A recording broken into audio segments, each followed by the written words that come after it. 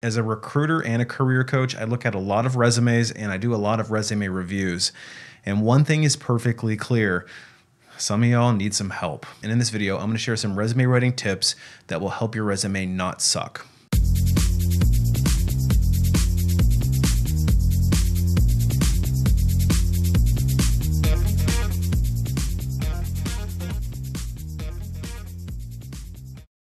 Hey everybody, it's Brian from Life After Layoff, and today I want to share with you some resume writing tips so that you can put your best foot forward and hopefully start landing more job interviews. Now, I want to preface this by stating that there's no singular right way to write a resume. There's lots of different approaches, and a lot of them are very valid. And the litmus test here is your resume getting the results that you want? If it is, then stick with what works best for you. My approach comes from a corporate recruiter's perspective, how I screen and look at resumes very quickly. We usually give you a 5-second glance. But also how hiring managers have given me feedback on how they screen resumes themselves. And so the feedback and the tips that I teach are from that perspective. But I'm not saying that my way is the only way that you can approach it. However, I do want to give you some tips that can help you improve your presentation, because ultimately you have a very short amount of time to capture the attention of the person who is screening the resume and making sure ours is the one that gets called for that first round interview. And I also want to point out that the tips that I'm sharing today come directly from my Resume Rocketfuel course, which teaches you exactly how to write a resume from a recruiter's perspective. So if you need a little bit more assistance in developing and crafting the right resume for you, you may want to consider that option. So the first thing we want to do is stop using outdated templates designed by graphic designers. I see these templates very frequently on places like canva.com, but also a lot of these big industry resume hubs where you can go in and pay some money to download a resume that has a bunch of graphics, charts, a bunch of cute presentation. And those are generally a bad idea because they end up distracting from the initial purpose, which is for us to find what it is that we're looking for in a very quick and concise manner. So honestly, I just recommend going on to Microsoft Word, downloading a very simple template and working with that. And if you want a battle-tested, recruiter-approved resume template, I also provide one with Resume Rocketfuel, and I've also made it available as a standalone, so you can find that on my website. When you're choosing a template, go with one that has one column, avoid any of the bright and flashy colors and graphics. Make sure that the fonts are very clean and easy to read. I would stick to basic colors, maybe blue, blacks, dark green, etc. But I wouldn't go very flashy here. For most of us, our resume should be relatively boring in that regard. The only exception here is if you're a graphic designer or somebody in a creative field where you might want to opt for a more creative approach to your resume, because that's probably expected in that role. But if you're a graphic designer, you probably don't want to be using a template designed by another graphic designer. It's probably not the best look for you. And the reason why templates designed by graphic designers often aren't very effective is because they're designed by people who don't know how applicant tracking systems work and how they parse resumes. To that end, here's another tip. Stop making your contact information horizontal. You want to make it vertical because the ATS systems typically do not read horizontal and parse it very well. You want to go vertical because it finds the information more cleanly and puts it into the right fields. And here's a little litmus test there.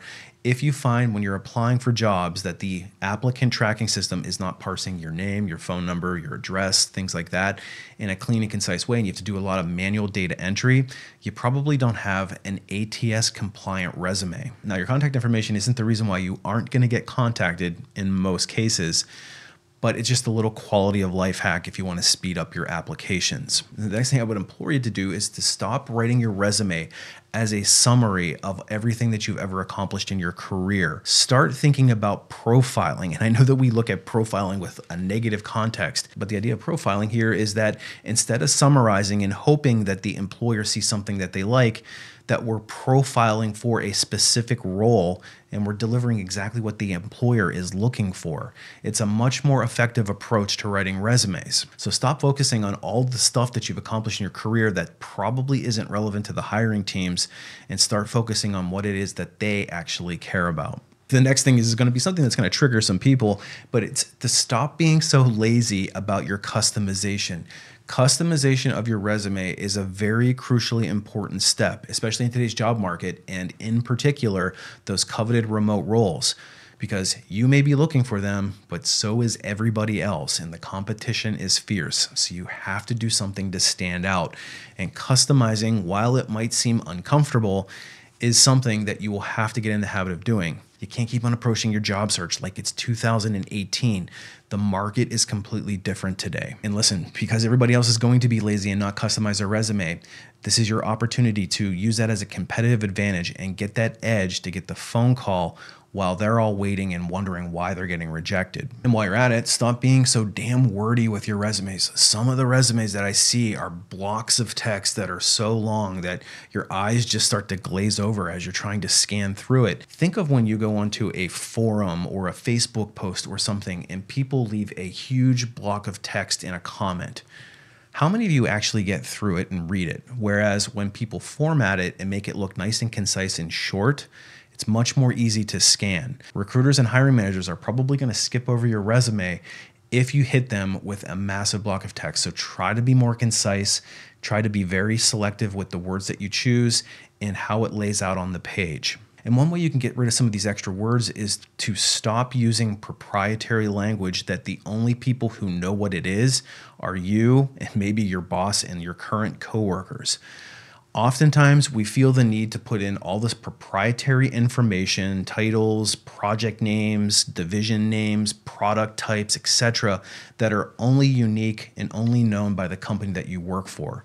Everybody else in the open market has no clue what they are, and you're spending all this time trying to basically word salad your way into, I don't know if it's to try to impress us or what it is, but you want to try to be concise here. So I always recommend to try to boil down the concepts that you're trying to convey in as clear a language and as common a language as possible for the industry that you're applying to. Another thing that you can do to try to declutter your resume is to remove the generic fluffy terminology. This stuff makes just about every recruiter and hiring manager roll their eyes when you say things like, I'm a team player, or I have great organizational skills. Because listen, if that's a really important competency to the hiring teams, we're going to assess that in an interview anyway. Your resume is probably not going to show it in a way that we would need to assess your fit. Instead, I would focus on more actionable terms and concepts in your resume as they relate to the job that you're doing. Because again, the goal here is not to have the most words on your resume or try to impress people with an elaborate vocabulary. It's to convey a clear and concise fit for the job that you're applying to, with, again, the end goal of trying to get your name called so that you can get into the interview process. And the final tip that I'd like to convey in this video is to stop being so stubborn. If your resume isn't working, redo it. But as the saying goes, doing the same thing over and over again and expecting a different result is the definition of insanity. But if you're getting frustrated in your job search and you're getting rejected repeatedly at the application level, something tells me that your resume is not working for you. And this is especially true if you're somebody that has a very clear fit for the job that you're applying to. And I would be remiss without saying that we probably need to be realistic here about our fit for the jobs that we're applying to. While we may feel we're a good fit, we have to take a very close look at the job posting and say, do I truly stack up? Because when they have 1,000 other candidates, they probably are. So make sure that your resume is clearly conveying the fit so that you can give yourself the best chance of getting into that interview process. Anyway, hopefully you found these tips to be helpful the next time you're writing a resume. And remember, plan, do, check, and adjust. If your resume is not getting you the results that you want, make some changes, mix it up a little bit, try a different version. If you're still having some struggles, I highly encourage you to check out Resume Rocketfuel. Anyway, happy job hunting. Appreciate you watching. We'll see you on the next one.